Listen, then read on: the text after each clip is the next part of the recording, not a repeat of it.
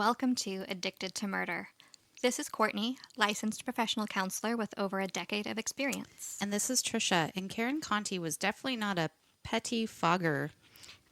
I assume not. A cunning, dishonest lawyer. Oh.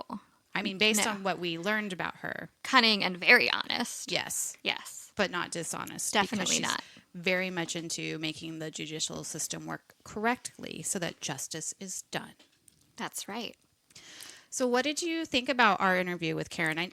For our listeners, we kind of sprung that on you because it kind of got sprung on us. Right. So, and if you haven't listened yet, go back. Our episode that we released this last week was our interview with Karen Conti, who was one of the attorneys working for John Wayne Gacy on his final death row appeal. it's also on YouTube. It's a video, so you can see Karen and us. So we don't do very many on there, but it is on YouTube. Yep, so you can watch Give it or a shot. listen. Yeah. But I thought she was so intelligent and poised, and I really relate a lot to the things that she stands for. Mm-hmm. So I thought it was so cool. It was a really interesting conversation. It was. It'd be fun to have drinks and just like chat about other stuff in the legal system. Yeah, I want to hear like all of her stories. Yeah, and you can tell that she's really into the psychology of it all. Right. And if you read her book, Killing Time, she does talk a little bit about, her takes on the psychology of him and others, and actually even her own family growing up. She talks a little bit about her mom. Right. Exactly. Yeah. So anyways, it was fun. It was our first interview. We've learned a lot. We've already discussed what we'll do to make it better for you guys. Next time. Yeah, we just have to find someone else to interview. So if anyone's listening that thinks they'd be a good interview for us, we know how to do it now. Right. Or if you know someone who knows someone. Right. Like, we're down. It's a nice mix up, especially if it's a relevant topic. Right. Sometimes we might get tired of talking to each other. I mean, I never get, no, just kidding. No. Well, we sometimes get tired of doing not the same research, but research. And it's kind of nice to have the onus of the episode, if you will, on the interviewee. Right. Yeah, we didn't have to talk so much. Right. Mostly you didn't have to talk so much. That's true. Because you usually do most of the talking. I do it as well as I can. Yes. And we're getting, I'm learning the English language as we go. And it's funny because I hear, or I've heard, and it makes sense to me, that people who screw up words are because they read the words, they never heard them. Uh-huh. So there are definitely lots of words. And we were talking about this the other day. My friend, or Chris's best friend and I was like, macabre.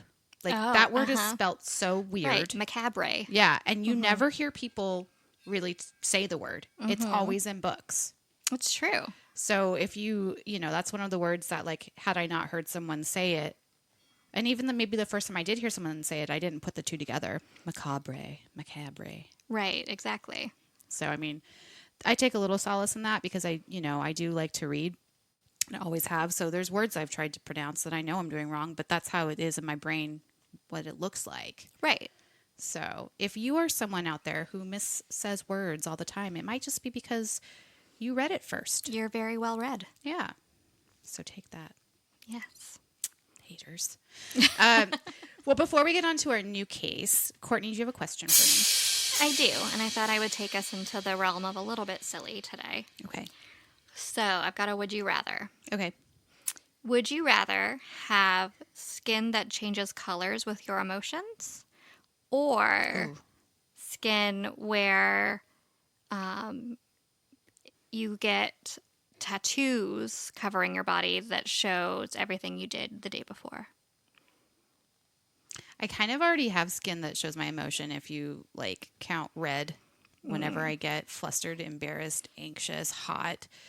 I think this would be more like when you're sad, your skin turns blue, and when you're happy, your skin turns purple. I don't know, because I'm kind of private like that. I don't want people to know what I'm thinking or what I did the day before. I guess, okay, fine. If I did the tattoo thing, it would just, I would try not to do bad things, and maybe that would keep me in line. Not that I'm out of line, but Right. I guess I would Maybe. pick that. Mm-hmm. Because Yeah. being a BPD, I have a lot of emotions. So, like, Right. I would just look like a freaking chameleon all day long. Well, that could be cool. Maybe that's the way it should go. Just Then throw people everyone will off. just know and be like, okay, this is what we're dealing with now. I don't know. What about you? I think I'd probably also do the tattoos, mostly because I don't really do anything in particular that's like especially interesting or bad or that I'm ashamed of.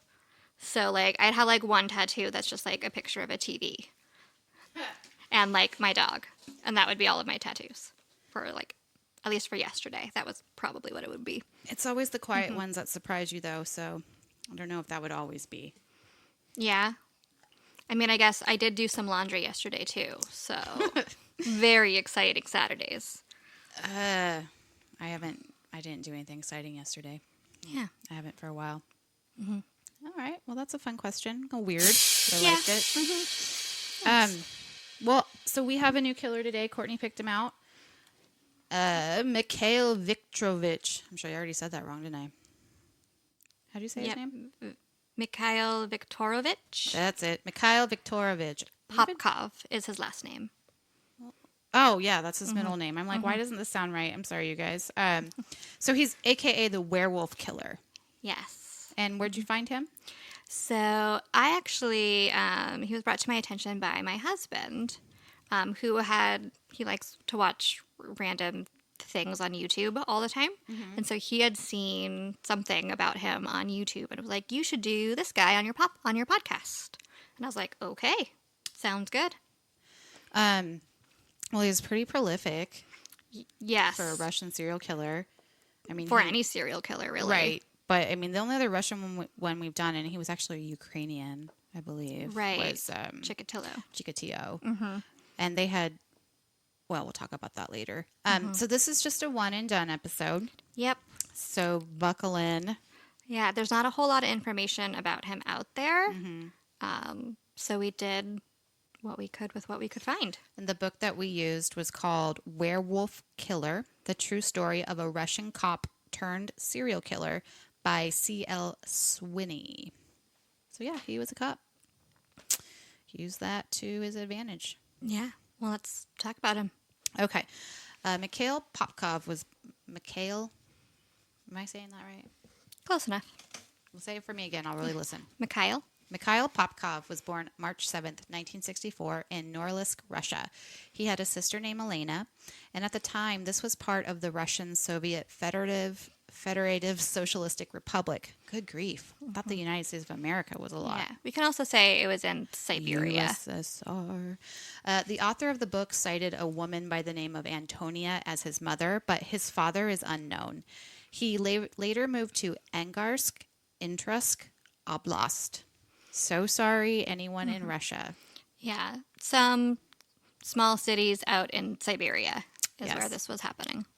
Mikhail reportedly would shut down whenever investigators asked about his childhood, so that's part of the reason we just don't know a lot. But Courtney, there is so little here. His father's not around, or at least not enough for people to really know who he was.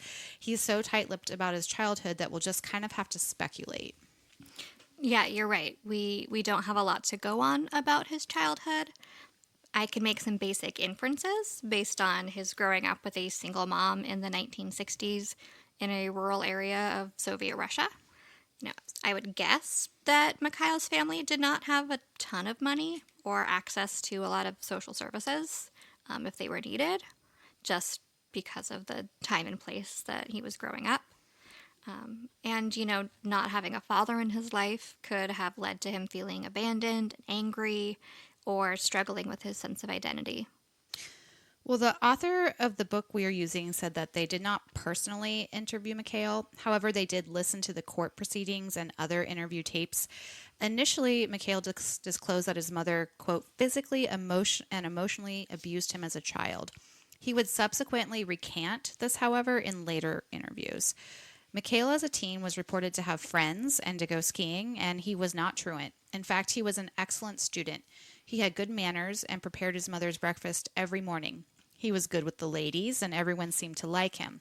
He did not give off like an evil vibe at all. I mean, one thing that stands out about him is that he seemed to be socially adept and normal. What do you think, Courtney? I mean, he is an aberration in this way from most of the killers that we talk about. And so this suggests that he did have some protective factors in his youth. But it's hard to know for sure if Mikhail really was functioning like a normal kid, or if his intelligence and charm allowed him to learn those expected behaviors and pass as normal, by kind of like masking what may have been some antisocial behavior like indicators. Mikhail graduated from what in America we call high school and truly excelled at skiing. He worked odd jobs and lived with his mother into his 20s, eventually moving into his own flat. He would meet his future wife around this time, a woman by the name of Elena. 2 years after they married, they had a daughter, Ekaterina. Mikhail continued to work in various areas of employment, such as being as a car salesman, until he became a police officer at the age of 28.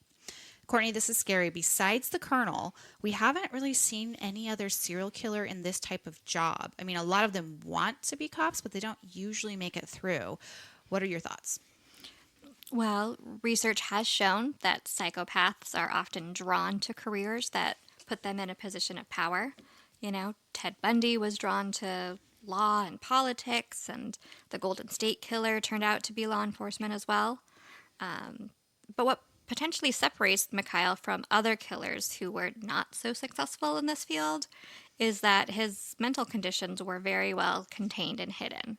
And as far as I could tell, he was never subject to a psychological evaluation that could have revealed that there was maybe something wrong with him. Well, he started in 1992, and by 1998, he reached the rank of second lieutenant. He was, by all accounts, a good cop. He worked hard, and he got many accolades. He shot and killed a man as the man was raping a woman and refused to stop when he was ordered. A few months after this incident, which was found to be justified, Mikhail quit the police force. Courtney, pure speculation, why do you think he quit? He was still quite young.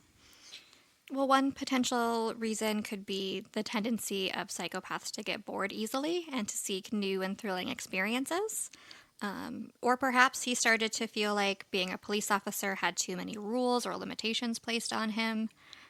This is all pure conjecture. Mm-hmm. This episode's a lot. It's a lot of that. Yes, it is. This is more of a story episode, I guess. I think so. Yeah. When Mikhail wasn't working, he was training to be in competitions. Sorry, my screen just went nutty. 1 second, please. Up. Okay. A biathlon, which I Googled, is a race where you both ski and you shoot a rifle. My young cousin does that. Really? Well, he's not really young. He's in his 20s now. But Like, what state does he do that in? Washington? he competed in Washington. Huh. Mm-hmm. All right. Interesting. So, like, are you shooting a rifle while you're skiing? No, you like ski and then you get to a place where there's a bunch of targets and then you shoot at your targets and then you ski some more and then you do that again. Interesting. Yeah. He also spent a lot of time with his daughter. He decided to work as a security guard at an oil company next. Well, it turns out, so now we're going back a little bit, that during his short time as a police officer and for many years after, he was raping and killing people. Multiple women in this specific part of Russia were reported missing or found murdered between 1992 and 2005. In November of 2004, Marina Lizina and Lilia Pashkovskaya were friends who were both in their mid-30s.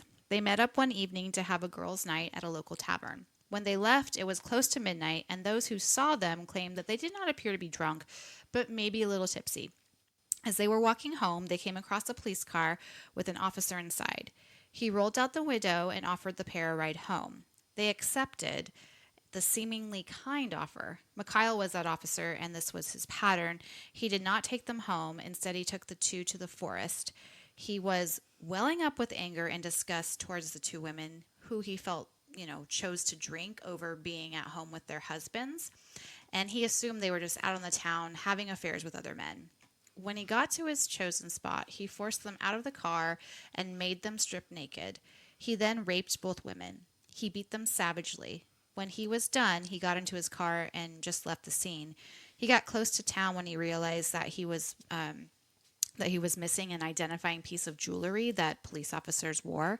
So he went back to the scene to retrieve it and saw that one of the women was still breathing. He took a shovel out of his car and beat her to death.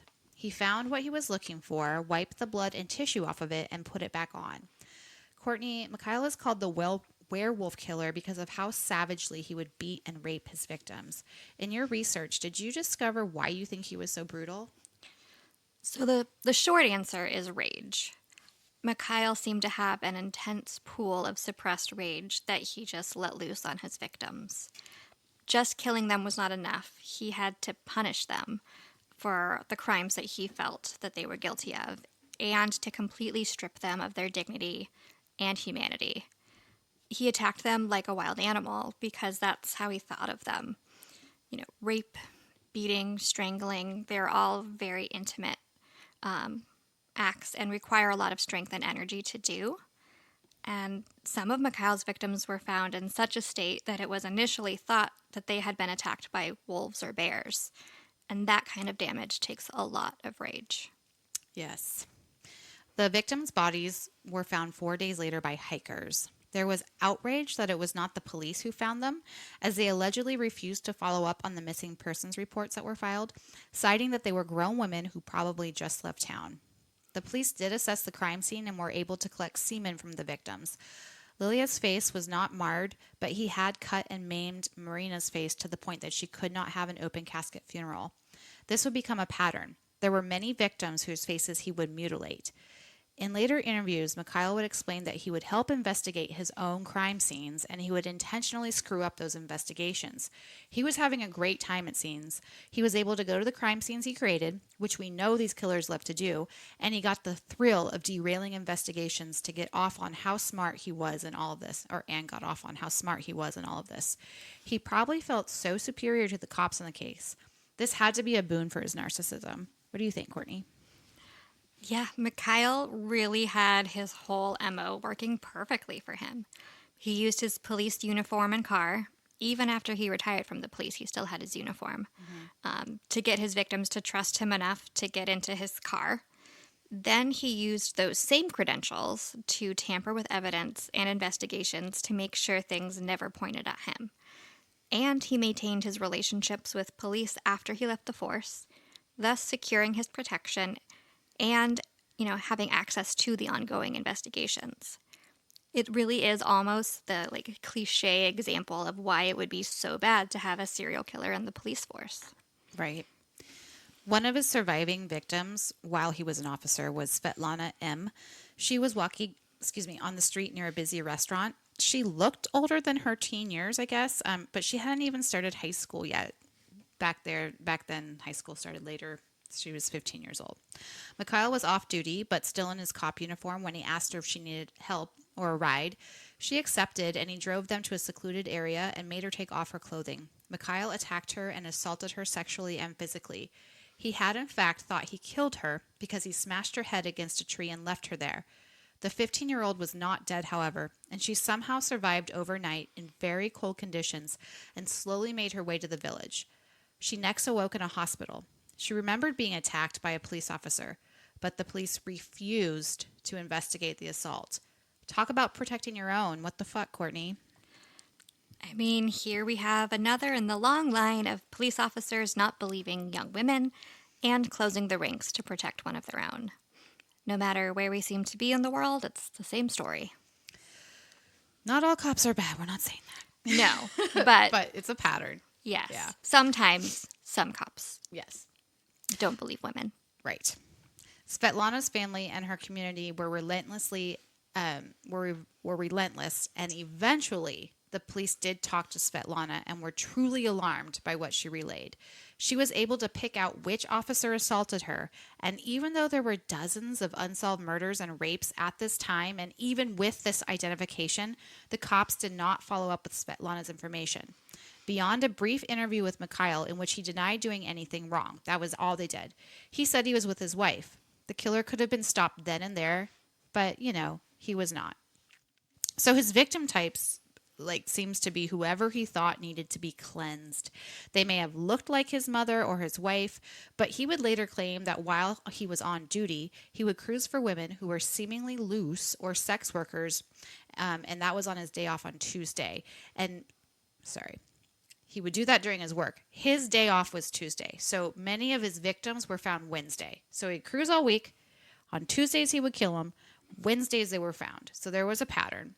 When he was off duty, he would go looking for those women so he could cleanse the street. So it sounds sort of like Gary Ridgway to me. I really wish we did know more about his childhood because something happened for him to have so much hate for women and to assume so many of them were immoral, quote, and therefore deserved to die.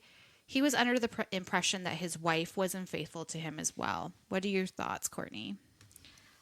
So I have several thoughts about this. So Mikhail is one of many serial killers whose mission was to, quote, like clean up the streets of women who they believed were unworthy, often targeting sex workers like Gary Ridgway did. But for Mikhail, his targets were typically average women out on the town without their male partner. His thoughts were that these women should have been at home caring for their partners and families, not drinking or hanging around with strangers, especially strange men. I would guess, just kind of based on this, that Mikhail's mother may have been an alcoholic who often went out to party, leaving Mikhail and his sister at home. Perhaps she even brought men home with her, and maybe one or more of these men abused him or his sister. This is all completely speculation, of course, but just based on kind of his victim preference and his actions. You're doing like a profile. Kind of. Yeah, that would be my guess. But I think it's also worth noting that per his own report, Mikhail's first murder occurred right after he found a used condom in the trash at his house and assumed that this meant that his wife was having an affair. And so, because of something in his twisted moral code, he could not express his anger toward his wife or mother. There was never any reports that he was abusive to his wife or anything even close to that. So instead, he had to turn his rage onto innocent victims. Mikhail speaks about how sometimes he would just rape his victims. Other times he would murder them. Sometimes he would murder them while he was raping them. And one time he said that he actually ripped out a woman's heart from her chest. Okay, so that's intense. He has said that he becomes someone else when he performs these murders, and therefore he cannot remember all of the details, which is convenient. He becomes a werewolf. Yeah. He does recall that if a victim fought him back, that would anger him, and he would beat them to death. He used knives, bats, shovels, rope, whatever was around. I don't know that he necessarily had a ritual. It almost seems more like he was somewhat opportunistic. He'd steal things out of the evidence locker to use to kill to avoid it being traced back to him. And he was a big, strong man, so if he had to, he could just use his hands if there weren't other objects around. He also would have sex with his victims after he killed them. It was proven that one of his victims that he raped had given him syphilis, so there's that. Actually, Courtney, Mikhail would later state that he stopped killing because the syphilis made him impotent. What do you think about that? I mean, just like others, Mikhail's sexual and physical assaults were all about controlling these women. He didn't like their behavior, so he was punishing them. But when he was not able to sexually assault them due to impotence, then the reality of his attacks no longer matched up with his fantasy. And so that potentially could, pardon the phrase, but like take all the fun out of it for him. Do you remember which other serial killer recovered that also got an STI that linked him to his murders? Quiz time. I don't, but I assume you do. Yes. Randy Woodfield. Herpes. Randy, that's right. He gave all these people herpes, and so they were able to sort of link it after the fact, too. That's right. Yep. Condoms, people. Although at the same time, like, he'll never mind. For others engaging in consensual sex, condoms are a good thing. Yes. Mikhail allegedly did not believe that DNA testing would ever come to Russia. He was aware that his semen was collected from all of the crime scenes, but he wasn't worried about it. Eventually, the police figured out that an officer was responsible for the murders, as there were police vehicle tire marks at many of the crime scenes. So when this finally like hit the police force, they were like, okay, we got to do something about it. So 3,500 police officers, former and current, were tested for DNA. So like I said, it included retired former officers, including Mikhail. So 2 months after he was swabbed for DNA, he was arrested. That date was June 23rd, 2012. His DNA was a match to 22 murders in the Russian database. So let's do this math. So he was killing between 97 and 2005, I think is what I said if I scroll back. Something like that, yeah. And then he was arrested in 2012. So it took 7 years. Yes. But, once the police started to really investigate these things and then figured out that it was a cop, they got to it pretty quickly. Right. Which they could have known in, 2004? Yeah. Or earlier. The book is so not small, I don't want to say small, but the details are not all there. Right, So because we just don't have them. Right. There could have been other people that had come forward and been like, it was a cop that did this, but right earlier, but I don't know. Mm-hmm. So yeah, but still could have been in 2004. Yes. Mikhail did not deny what he did at trial. When the judge asked him how many people he killed, he responded, quote, "I can't say exactly. I didn't keep a record." Then he also said, quote, "I admit my guilt in full, committing the murders. I was guided by my inner convictions, and I had no right to take their lives." In July of 2015, he was found guilty of the 22 murders. He was sentenced to life in prison. Things must have changed since Andrei Chikatilo. Remember, he was shot in the head within hours of his guilty verdict. I can't remember when that was, though. It was like earlier 2000s. I think so. I wonder if the region also mattered. It could be. Like maybe like the different, like in the U.S. where different states have the death penalty and some don't. Maybe regions in Russia are like that. I did watch something on this guy, and he was in that cage like they do in the European countries. Yeah, during the trial. There were pictures of him. Mm-hmm. Like Andre, but Andre also like exposed himself at the trial and tried to make himself seem very crazy. Right. This guy just sort of sat there like a person. Yep. Normal. I did it. Wasn't anyone else's fault. So he was sentenced to life in prison, like I just said. So 2 years after this trial, he wanted to come clean about more murders that he committed. So the author of the book suggests that he was bored and wanted to be able to leave the prison to show police where these bodies were. And he was able to show the police where an additional 59 murders had taken place. So this led to a second trial in 2017, and he was convicted of 56 of these killings, as there was not enough evidence for 3 of the confessed killings. So this garnered him a second life sentence. In 2020, he confessed to 2 more murders. So this brings his total to 83.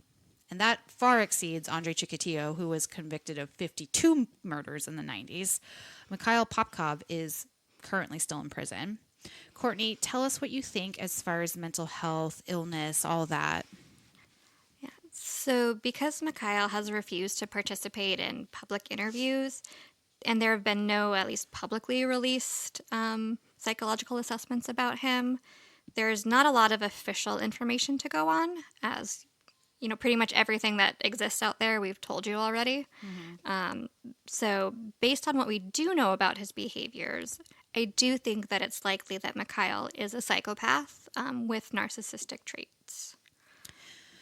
Not as much narcissism as some of them, because he doesn't like to talk, or a different kind, I suppose. Right. That's why I said traits, but not necessarily full, NPD. A full personality disorder. And I also don't think that he meets criteria for antisocial personality disorder either, since the only crimes he committed were these rapes and murders. And the rest of his life, he was very much a rule follower and an upstanding citizen. And right, exactly. Yeah. Seemed to have true love and emotions, at least for his mother and his daughter. His head is full of secrets. It really is. I think he's one of the people that, if I thought he would talk to me, I would love to interview him. Right. And just, find out what was going on in his head. And what kind of, snapped, right? Because... Was it the condom? When was that found? I think that was, right before... while he was a police officer. So in that 92 to 98. I wonder if it was the catalyst or if he had been doing stuff prior to that. Right. Well, according to him, that was the catalyst. Okay. That's I didn't see that in the book. Did you see that somewhere else? No, I saw that in the book. Oh, I missed it. Sorry. That's okay. So like he says like that was the moment where like something seemed to shift and snap. Gotcha. And so I'm wondering like what was it about that? And was that really the first violent thing he ever actually did? Or are there things from his childhood that he's intentionally leaving out of the story? Well, if you learn Russian, maybe you've got a shot at interviewing him someday. I don't know. I don't know how many Americans are going to be letting into Russia. Well, by the time you learn Russian, maybe it'll be different. Maybe. I imagine that's a tough language to learn. It is. Any language would be tough for me to learn. I struggle with English, as one can tell by listening to this podcast. When I was in college, our choir sang 2 songs in Russian. I sang one in high school. So, I don't know what I was saying. Yeah, I think mine involved something about like winter and trees or something. I know that it was like a HERR, which it said meant Lord. That's okay. Yeah, but that's about all I got. Sarah, if you're listening, do you remember that Russian song that we sang in choir? Yeah, I know you do. If not, I'll refresh you next time. I'm not going to do it on here because I wasn't in the good choir for a reason. I was not in the, yeah. Well, okay. Then we're done with him. Yeah, that's all we have. That's all we have. Sorry, guys, but hopefully it was still kind of interesting. Yeah, maybe if there are any of those internet detectives out there that No more. want to put in a lot more effort to uncover secret files on Russian servers or something. We're not encouraging anything. No, don't illegal. hack anything. But it seems yeah. like that's what you'd have to do to get more information on this guy. Right. There wasn't really even much. He's just tight-lipped. So Yeah. it just kind of goes to show you that so many of these killers aren't. And they want to talk. And it's helpful to us for what we do. Right. Our next killer, though, she's a first of her kind. And she's a she. And she's a she. And she, I don't think we've done one with her killing style before. I could be wrong. I'm always wrong when we do this because there's been so many. Anyways, we'll either be next week or the week after where we're going to talk about another female serial killer who was a first of her kind with a different killing style than we're used to. Right. Was she a talker? Well, we have Well, more to say. the book I have is pretty in depth. However, how much she talked afterwards, I'm not sure. I don't think she necessarily had. Well, she might have had a little narcissism in there. But we at least know some things about her. Yeah, a lot more about her childhood. And her kids talked, and there's there's way more stuff about her. So I don't know how many it'll be.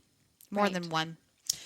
But Courtney, what do we do when an off-duty police officer offers us a ride on a Tuesday night?